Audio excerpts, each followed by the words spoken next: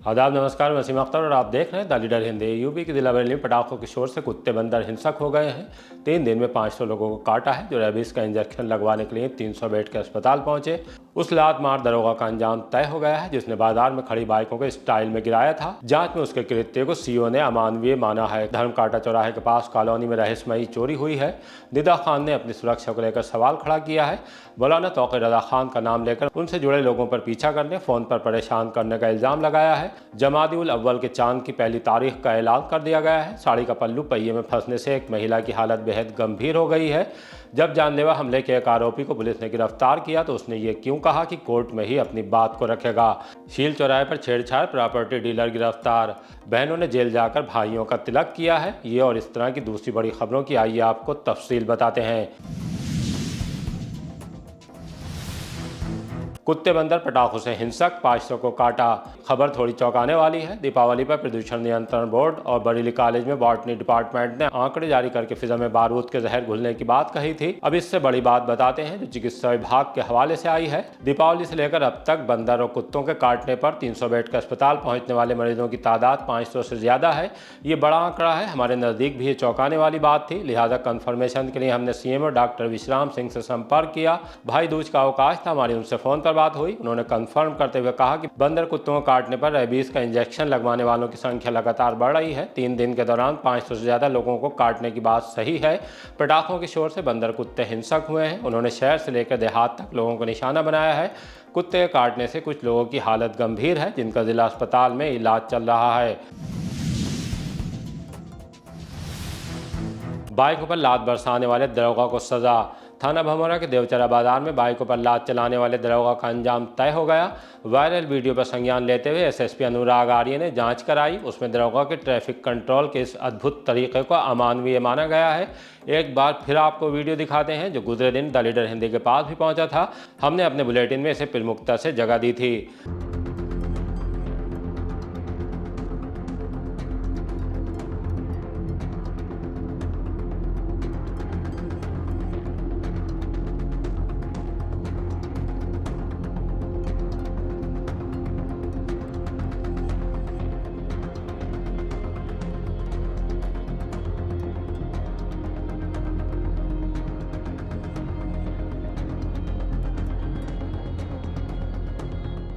अब आपको सुनवाते हैं कि जांच के बाद सीओ आंवला नितिन कुमार ने इस मामले में कार्रवाई को लेकर क्या जानकारी दी है। सोशल मीडिया के माध्यम से एक वीडियो संज्ञान में आया है, जिसमें थाना भमोरा अंतर्गत देवचरा में थाना भमोरा पर तैनात एक उप निरीक्षक द्वारा अमानकीकृत तरीके से, असम्यक, अव्यवहारिक तरीके से बाइकों को रास्ते से हटवाया जा रहा है।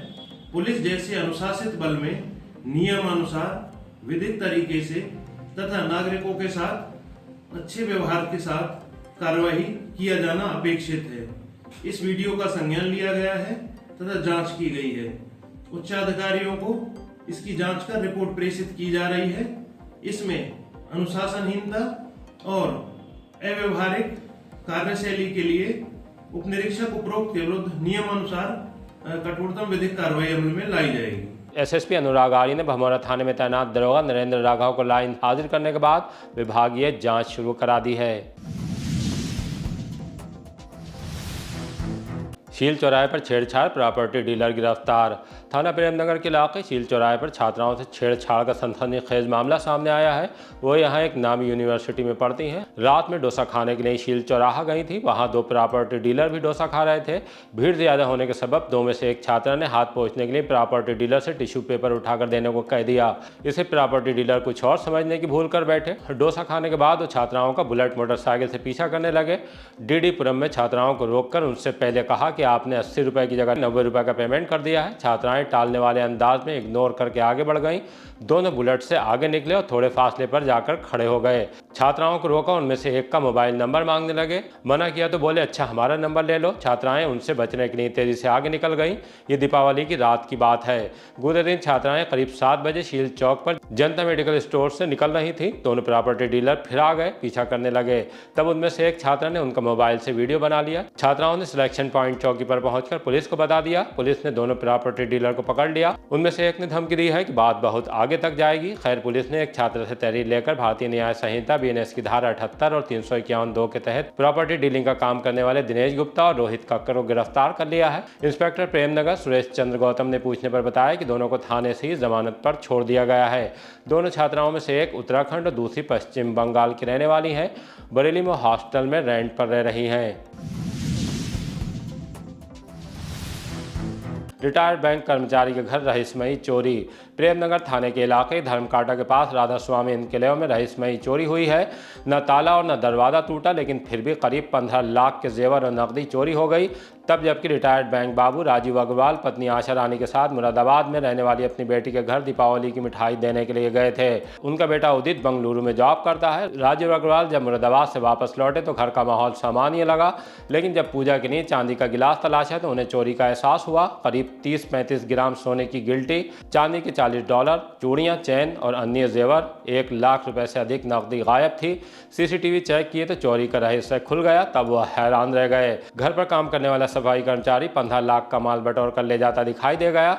जब वो मुरादाबाद जा रहे थे तब वो काम करने के लिए आया था, लेकिन उन्हें गच्चा देने के बाद वो घर में ही छुप गया। पुलिस CCTV फुटेज को कब्जे में लेने के बाद सफाई कर्मचारी आशीष को तलाश कर रही है। वो जाते वक्त 2 कैमरों के मेमोरी कार्ड भी निकाल कर ले गया है। मुसलमानों पर ये क्या कह गए संजय निषाद। प्रदेश सरकार के कैबिनेट मंत्री संजय निषाद आज शहर में थे। सर्किट हाउस मीडिया से बात करते हुए मुसलमानों से जुड़े सवाल पर कहा कि मुसलमानों को सरकार के लिए धन्यवाद कहना चाहिए कि उनके बच्चे अब डॉक्टर, इंजीनियर बन रहे हैं, दंगे नहीं होते। तो समाजवादी पार्टी सुप्रीमो अखिलेश यादव उनकी पार्टी के विजन को लेकर भी बहुत कुछ कह गए हैं। योगी आदित्यनाथ ने कहा था कि हलाला सर्टिफिकेशन का पैसा जो आतंकवाद में इस्तेमाल होता है, उन्होंने कहा था प्रमाण दीजिए इसका, वर्क ने मांगा है। मुसलमान भाई धन्यवाद दें कि हम लोगों की सरकार आने के बाद हिंदू मुसलमान राइट ख़त्म हो गया। नहीं तो किस तरीके से संभल का दंगा, आपने देखा होगा कि मुजफ्फरनगर दंगा, कैराना पलायन, आपने देखा होगा ना किस तरीके से फ़ोन किया जाता था, अभी और कटने दो और मरने दो। इनकी सरकार मुसलमान, ये मुसलमान खाली इनके लिए कटने मरने के लिए तैयार है, खाली वोट देगा। सच्चर कमेटी की रिपोर्ट कहती है कि मुसलमानों की दशा दुर्दशा बहुत ख़राब है SC ST से, तो वोट ही लेंगे, दशा ख़राब करेंगे। आज के दिन हमारी सरकार चाहती है मुसलमान भी इसी देश के नागरिक हैं, उनके बच्चे भी डॉक्टर इंजीनियर बने। आप केवल मल्लाह की बात कर रहे हैं, लेकिन अखिलेश कहते हैं कि हमारे साथ में है PDA है वो लोग, तो PDA में साथ में। अब पीड़ित दुखी अपमानित लोग जितने थे वो मोदी योगी के साथ है। इसका फुल फॉर्म है, जब ये सत्ता में रहते हैं तो PDA नहीं याद आता है, और जब सत्ता से बाहर चले जाते हैं तब PDA आ जाता है। अब सामाजिक न्याय समिति का रिपोर्ट कहती है कि 27% में मिल्कमैन का कब्जा है, 23% में लेदरमैन का कब्जा है। अदरमैन कहाँ ननकू राम बन के घूम रहा, भजन गा रहा, तो अदरमैन को कब देखें भाई, जब सत्ता में रहे तो बाहर आ गए। अदरमैन को आज हम लोग मोदी योगी अमित शाह जी के साथ ला कर, असली PDA चट्टान के सर है निषाद, देखो पटेल जी हैं, राजभर भैया हैं। अभी हम लोग ताल से लेके ताल कटोरा गए थे दिल्ली में, आप देखे होंगे कि ऐतिहासिक रूप से किस तरीके से ये, जब ताल से निकल के ताल कटोरा जा सकते हैं दिल्ली, तो कहीं भी निषाद जा सकते हैं ना। तो अभी लखनऊ में एक बड़ी मतलब प्रस्तावित रैली है कि जिस तरीके से विचारधारा या सोच बदले हुए लेदरमैन पहुंचे थे दिल्ली, तो उसी तरीके से विचारधारा और सोच बदलने वाले फिशरमैन भी अपने एकता का प्रदर्शन करेंगे और अपने उस अधिकारों को लेने के लिए संकल्प। निदा खान को परेशान कर रहे मौलाना के लोग।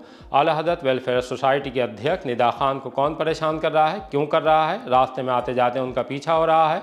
सोशल मीडिया प्लेटफॉर्म पर बहुत कुछ कहा जा रहा है। नो कॉलर ID वाले नंबर से फ़ोन आ रहे हैं। उन्होंने एक वीडियो जारी करके इसके लिए 26/9 के बवाल में जेल भेज दिए गए मौलाना तौक़ीर रज़ा खान से जुड़े लोगों का नाम लिया है।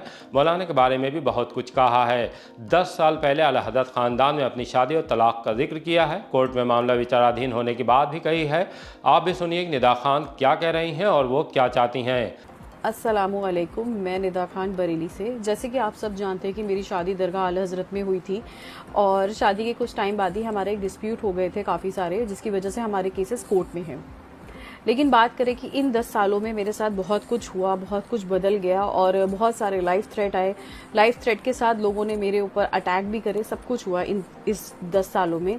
लेकिन बीते दिनों की बात करें, जब से 26 सितंबर का मामला हुआ है तौकीर मियां को अरेस्ट करने का, तो उससे मैं बहुत कुछ कहना भी चाहती थी, लेकिन ड्यू टू कंडीशन और सिचुएशन की बात करें, बहुत सेंसिटिव मामला था और कहने से मैं भी थोड़ा हिचक रही थी। लेकिन उनके जो फॉलोअर्स हैं, लेकिन वो नहीं हिचकते हैं किसी को भी कुछ कहने से और ना ही कभी डरते हैं। आप देखिए कि किस तरीके से मुझे कॉल्स रिसीव हो रही हैं उसके बाद से, जिसमें वो खुलेआम लाइफ थ्रेट्स देते हैं। इस तरीके के नंबर आ रहे हैं, शायद नो कॉलर आईडी जो दिख रहा है इसमें नंबर डिस्प्ले नहीं होते, ठीक है। इस तरह की कॉल्स मुझे रिसीव हो ही रही है, ठीक है। और जब उनका दिल नहीं भर रहा है कॉल्स से बात करने के लिए, तो वो मेरे ही सोशल प्लेटफॉर्म पे इस तरह की गाली गलौज करते हुए नजर आएंगे। तो अब जो हालात मेरे साथ हो गए वो बहुत ज़्यादा डिस्टर्बिंग है मेरे लिए।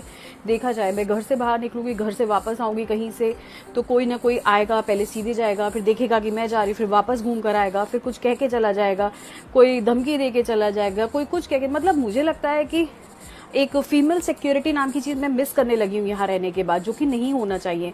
क्योंकि इन 10 सालों में जो मैंने सफरिंग ली है, उसके बाद भी ये हालात है कि सोशल प्लेटफॉर्म पे क्या हम इन लोग की गालियाँ सुनने के लिए बैठे हुए हैं? अगर हमारे पास सोशल प्लेटफॉर्म है तो हम वहाँ बात रखते हैं, ठीक है। उसका ये मतलब नहीं है कि कोई भी उठ के आके हमें कोई गाली देगा, या अगर फ़ोन यूज़ करते तो इसका ये मतलब नहीं कोई हमें फ़ोन करके हमें धमकी देगा, या अगर हम घर से बाहर जा रहे हैं इसका ये मतलब नहीं है कि हमारी लाइफ हर टाइम इनसिक्योर रहे लोगों से जो उनके मुरीद हैं।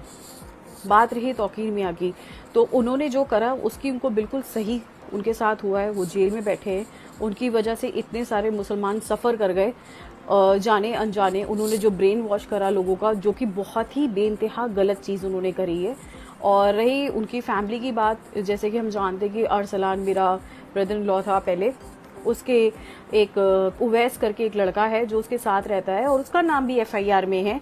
तो आप सोच सकते हैं कि ये लोग कितने ज़्यादा कह सकते हैं कि डोमिनेटिंग, कि उनके साथ जो लोग रह रहे हैं वो तक दंगे में इन्वॉल्व है। मैं चाहती हूँ कि police should look after all this, कि ये कौन कर रहा है, किस लिए कर रहा है। आई वॉन्ट टू नो कि इन लोगों को ट्रेस आउट करना चाहिए जो बिना मतलब कि किसी को भी सोशल प्लेटफॉर्म पे आके थ्रेट दे रहे हैं, कॉल करके थ्रेट दे रहे हैं। तो ये बहुत ज़्यादा ख़राब है। इस्लामी माह जमादी उल अव्वल का ऐलान। मरकज़ी दारुल इफ्ता दरगाह हज़रत की रोयत हिलाल कमेटी ने इस्लामी कैलेंडर के माह जमादी उल अव्वल का ऐलान कर दिया है। 29 को चांद नज़र नहीं आया, शहादत भी नहीं मिल सकी। जमात रज़ाए मुस्तफ़ा के राष्ट्रीय महासचिव फरमान हसन खान फरमान मियां ने बताया कि जुमे को जमादी उल अव्वल की पहली तारीख होगी। इसका ऐलान काज़ी हिंदुस्तान मुफ्ती मोहम्मद अज़द अदा खान कादी अज़द मियां की तरफ से कर दिया गया है। पुलिस के हत्थे चढ़ा साइबर गिरोह का सदस्य है। थाना साइबर क्राइम और सीबीगंज थाने की संयुक्त कार्रवाई के दौरान विक्की साहू पुत्र रोशन लाल साहू निवासी ग्राम जौहरपुर थाना सीबीगंज को गिरफ्तार कर लिया गया। उसके कब्जे से 2 मोबाइल, 1 सिम कार्ड, 4 फर्जी आधार कार्ड बरामद हुए हैं। इस संबंध में साइबर क्राइम थाने पर धारा 1 319-2, 318-4, 338, 336-3, 340-2 BNS व 66D IT एक्ट में मुकदमा दर्ज है। पूछताछ में उसने बताया कि उस साइबर अपराध गिरोह का सक्रिय सदस्य है जो जामताड़ा झारखंड से जुड़ा है। वे भोले भाले लोगों को पैसों का लालच देकर बैंक खाते खुलवाते हैं। खातों को साइबर अपराध के लिए अपराधियों को उपलब्ध कराया जाता है। बैंक खाते से लिंक मोबाइल नंबर का QR कोड बनाकर गिरोह के सदस्यों को भेजते हैं, जिससे उस अकाउंट का सारा कंट्रोल गिरोह के सदस्यों के पास रहता है। उस एवज में हमें 15% कमीशन मिलता है। अब अगर पुलिस किसी खाते को ब्लॉक करती है तो उसका ATM कार्ड व सिम निकाल कर फेंक देता हूँ। बहनों ने जेल में किया भाइयों का तिलक। सेंट्रल जेल 2 में सुबह से ही बहनें भाइयों का तिलक करने पहुंचने लगीं। अपनी बारी आने पर भाइयों के माथे पर तिलक लगाया, उनकी लंबी उम्र सुख समृद्धि की मंगल कामना की। बदले में भाइयों ने उपहार देकर स्नेह का प्रतीक निभाया। जेल प्रशासन ने परों को लेकर विशेष इंतजाम किए थे। सेंट्रल जेल के अधीक्षक विपिन मिश्रा ने बताया कि शासन के निर्देश पर बहनों के लिए जलपान, पानी, बैठने और दवा की व्यवस्था की गई है ताकि किसी को कोई असुविधा न हो। पहले तो भैया दूज पे आपको एवं सभी को भैया दूज की ढेर सारी शुभकामनाएं। भाई बहन के इस पावन पर्व पर पूर्व की भांति जैसा कि पहले भी रक्षाबंधन हुआ या भैया दूज हुआ, शासन के मुख्यालय के जो निर्देश रहते हैं उनको पूरी तरीके से पालन करते हुए बहनों की मुलाकात एवं भाइयों की मुलाकात, जो कारागार निरुद्ध बहनें हैं एवं भाई हैं, उनसे कराई जाती है। इसके अतिरिक्त पानी की व्यवस्था, जलपान की व्यवस्था, साथ ही अगर कोई बीमार होता है तो उसके लिए जब तक मुलाकात ये चलती रहेगी तब तक हमारे डॉक्टर और फार्मासिस्ट ड्यूटी पे तैनात रहेगा। अभियुक्त ने कहा, कोर्ट में रखूंगा अपनी बात। सीबीगंज पुलिस ने गांव नदोसी से जानलेवा हमले के आरोपी युवक को दबोच लिया। उसके खिलाफ गुजरे दिन नेपाल सिंह ने मुकदमा दर्ज कराया था। कहा था कि उनके बेटे बाबूराम और भतीजे रामकिशोर को गालियां देने से मना करने पर जानलेवा हमला किया गया। उसमें अरविंद समेत 5 लोग नामजद हैं। पुलिस ने जब अरविंद को गिरफ्तार करके उससे घटना के बारे में पूछताछ की तो उसने ये कहते हुए कुछ भी बताने से इनकार कर दिया कि अपनी बात वकील के माध्यम से कोर्ट में रखेगा। प्रभारी निरीक्षक सुरेंद्र पाल ने बताया कि अभियुक्त को कोर्ट में पेश करने के बाद उसे जेल भेज दिया गया है। नफरत में बदला प्यार तो युवक गिरफ्तार। सीबीगंज थाने की पुलिस ने गंभीर धाराओं के तहत मुकदमे में एक नामजद युवक को पुन्नापुर चौराहे से गिरफ्तार किया है। उसका नाम मुशाहिद है और वो रहने वाला घुंसा का है। एक युवती ने उस पर मुकदमा दर्ज कराया है कि शादी का झांसा देकर उससे जबरदस्ती करता रहा। 3 बार गर्भपात के लिए डॉक्टर के पास ले गया। इस काम में उसके पिता, खालू और दूसरे रिश्तेदार भी शामिल हैं। पुलिस ने जब मुशाहिद को थाने लाकर पूछताछ की तो उसका कहना है ये सब प्यार में हुआ। वो उस लड़की से जिसने उस पर मुकदमा लिखाया है प्यार करता है। पुलिस अब उसे कोर्ट में पेश करेगी। साड़ी का पल्लू रिक्शे में फंसा तो महिला गंभीर। बारादरी थाने के इलाके संजय नगर में रहने वाली पार्वती रिक्शा में बैठकर जा रही थी। लाल फाटक के पास साड़ी का पल्लू रिक्शा के पहिए तक पहुंचा और उसमें उलझ गया। वो चलती रिक्शा से नीचे सड़क पर गिरी और गंभीर रूप से घायल हो गई। उन्हें एम्बुलेंस की मदद से जिला अस्पताल में इलाज के लिए लाया गया, जहाँ पार्वती की हालत नाजुक बनी हुई है। रवि, कहाँ रहते हो? संजय नगर। ये कौन है आपकी? माता जी, मम्मी। क्या हुआ था? कैसे चोट लगी थी? अरे साड़ी लग गई थी। कहाँ जा रहे थे ये लोग? रामगंगा क्या करने जा रहे थे? नहाने जा रहे थे कल परवा का। अच्छा, कैबिन की चोट, वो साड़ी लग गई किस चीज़ में लगी थी? पहिए की धुरे में हाँ। मुझसे। कौन कौन था परिवार में? हम लोग थे, हमारी बीवी थी, हमारे बच्चे थे, बस ये थी। कहाँ पर लगी थी साड़ी? पहिए पीछे वाले पहिए। कब का हादसा है? ये कल है 1 बजे का। बरेली बदायूं हाईवे पर हादसे में युवक की मौत। थाना बिनावर के गांव कुंडला के रहने वाले 22 साल के योगेश की सड़क हादसे में मौत हो गई, जबकि उनका साथी ओमपाल गंभीर रूप से घायल हो गया। मृतक के चाचा ने पोस्टमार्टम हाउस पर बताया कि योगेश कल अपने दोस्तों के साथ बाइक से खरीदारी के लिए निकला था। बरेली बदायूं हाईवे पर उसकी बाइक में किसी वाहन ने टक्कर मार दी। योगेश 4 भाइयों और 3 बहनों में सबसे छोटा था। खेती बाड़ी करता था। हमारा नाम राजेंद्र पाल साहब के नाम है। कहाँ रहते हो? हम रहते ग्राम पड़ौलियाँ हैं। फिलहाल वर्तमान समय में ये जो है कुंडरा विलायत के पास जिला बदायूं पड़ता है, वहाँ रहते हैं। 4 दोस्तों के साथ में जो है ख़रीदारी करने के लिए बिनावर के लिए निकला था। तो जब वहाँ से वापस लेके आ रहे थे तो जो उनके दोस्त थे और अन्य बाइक पर, वो पता नहीं पहले निकले आए या बाद में निकले थे। वो बाद में किसी उसी दोस्त ने बताया, घर वालों को भरोसा दी कि मतलब जो है उसके जो है वो उसका एक्सीडेंट हो गया है और एक्सीडेंट हो गया है और उनके लिए एम्बुलेंस बरेली के लिए मैदान हॉस्पिटल ले गई है, जिसमें एक आते आते एक्सपायर हो गया जिसका नाम योगेश है। दूसरा लड़का जो था वो जो बाइक चला रहा था उसकी हालत गंभीर बनी हुई है, वो भर्ती है अभी। ओमपाल है। दूसरे हादसे में भुता के सुनागांव की रहने वाली शांति देवी 45 की मौत हो गई। उनके साथ टेंपो में बैठी अन्य सवारियां भी घायल हुई हैं। पुलिस ने घायलों को जिला अस्पताल भेजा, जबकि शांति देवी की लाश का पोस्टमार्टम कराया जा रहा है। राजलाल, कहाँ रहते हो? खलपुर। अच्छा, ये कौन है आपकी जो मौत हुई है? हमारी बहन है। क्या नाम है? शांति देवी। इन्हें एक्सीडेंट हुआ है, टेम्पो बैठ जा रही। कहाँ पर जा रही थी? ये सतारगंज का फरीदपुर बीच में हो। कब का हादसा है? ये कल मट्टी संवारी हुई थी। कहाँ पर टक्कर लगी थी इनके? इनके सिर फूट गया और हाथ लगी, हाथ टूट गए। अकेले थी और भी लोग साथ में? और लोग छोड़ चले गए। ट्रक पकड़ गया ना, ट्रैक्टर ने पकड़ को। अब चलते चलते आपको शहर के सबसे बड़े पार्क गांधी उद्यान की सजावट दिखाते हैं। दीपावली पर नगर निगम ने इस पार्क को बेहद खूबसूरत तरीके से सजाया है।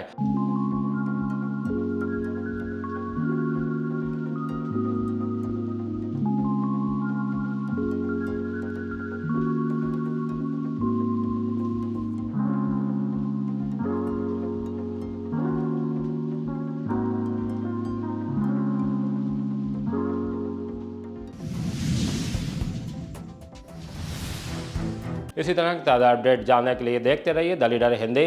विदा लेने से पहले हमारी आपसे गुजारिश है कि हमारी रिपोर्टिंग पसंद आ रही है तो खबरों को शेयर कीजिए और हमारे चैनल को सब्सक्राइब करके हमारा हौसला ज़रूर बढ़ाइए।